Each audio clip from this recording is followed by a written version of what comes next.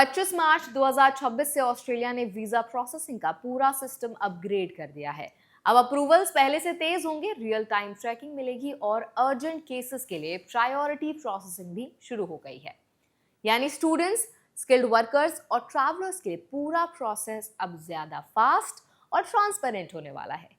तो आज इस वीडियो में हम समझेंगे नया सिस्टम एग्जैक्टली कैसे काम करता है, प्रोसेसिंग टाइम पर क्या असर पड़ेगा, इंडियंस के लिए इसका क्या मतलब है, रूल्स क्या कहते हैं और आपको अप्लाई करते समय किन बातों का खास ध्यान रखना चाहिए ताकि आपका वीजा जल्दी अप्रूव हो सके। तो चलिए फिर जल्दी से वीडियो को स्टार्ट करते हैं। हाय, मेरा नाम है वर्षा दुबे और आप मुझे देख रहे हैं एनबीडी टेक एड पर।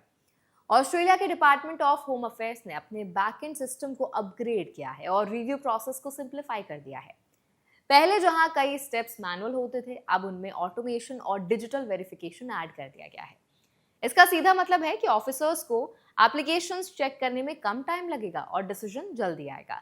खासकर स्टूडेंट वीजा और स्किल्ड वर्कर कैटेगरीज जहां डिमांड ज्यादा होती है, वहां इस चेंज का इम्पैक्ट सबसे ज्यादा दिखेगा। अब एक बड़ा इंप्रूवमेंट है रियल टाइम ट्रैकिंग।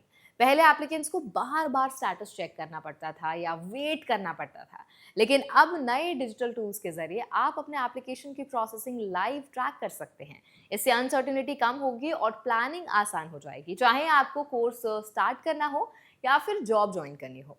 इसके साथ ही एक नया फीचर इंट्रोड्यूस हुआ है, प्रायोरिटी प्रोसेसिंग चैनल। अगर आपका केस अर्जेंट है तो आप फास्ट ट्रैक ऑप्शन चूज कर सकते हैं, जिसमें एप्लीकेशन को जल्दी प्रोसेस किया जाएगा। हालांकि यहाँ वेरिफिकेशन स्टेप सेम रहेंगे, यानी स्पीड बढ़ेगी लेकिन चेक्स कॉम्प्रोमाइज नहीं होंगे।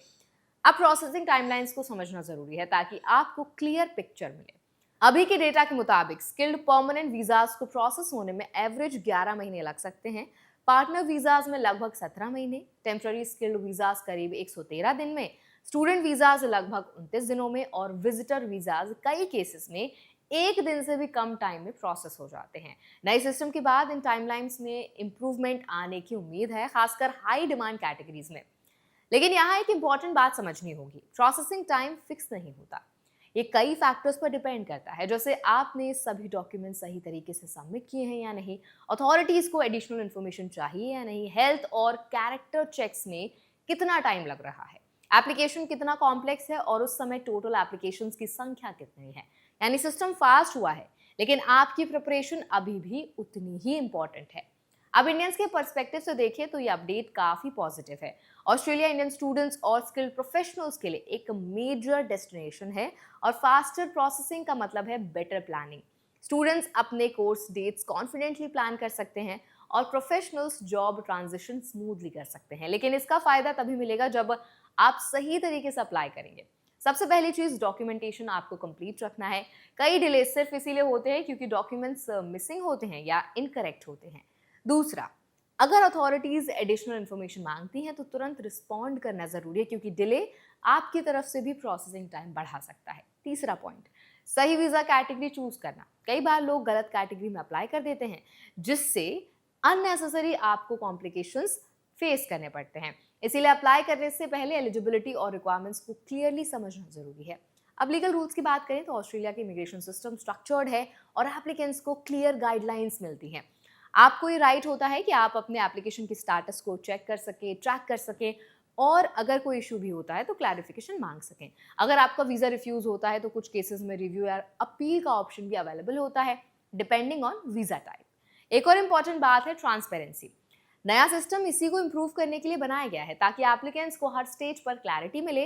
इसका मतलब यह है कि अब गेस वर्क कम होगा और प्रोसेस ज्यादा प्रेडिक्टेबल बनेगा।